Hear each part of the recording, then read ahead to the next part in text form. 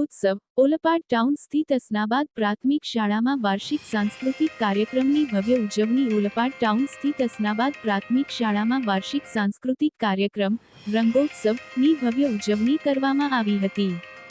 ઓલપાડના સરપંચ રુચિકાબેન પટેલ, પંચાયત સભ્ય અશોકભાઈ પટેલ, ગુજરાત રાજ્ય પ્રાથમિક શિક્ષક સંઘના સિનિયર ઉપપ્રમુખ અને સુરત જિલ્લા પ્રાથમિક શિક્ષક સંઘના પ્રમુખ કિરીટભાઈ પટેલ, બી.આર.સી.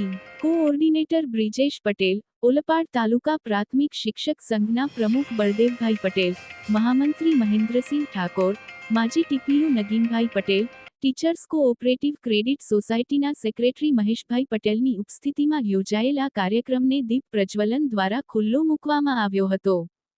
પ્રારંભે યજમાન પી.એમ. શ્રી શાળાના આચાર્ય તસ્લીમબાનુ બેલીમે સૌને શાબ્દિક આવકાર આપી શાળાની પ્રગતિનો ચિતાર રજૂ કર્યો હતો.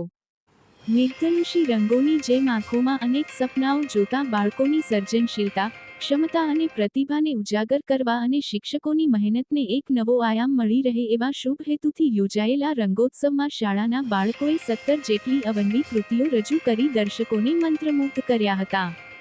આમંત્રિત મહેમાનો, શાળા વ્યવસ્થાપન સમિતિ, વાલીજનો સહિત સ્થાનિક રહેવાસીઓએ તમામ કૃતિઓ મન ભરીને માણી હતી. કાર્યક્રમને સફળ બનાવવા શાળાના શિક્ષકગણે ભારે જહેમત ઉઠાવી હતી. અંતમાં શાળાના ઉપશિક્ષક નવીનભાઈ ગામિતે આભારવિધિ આટોપી હતી.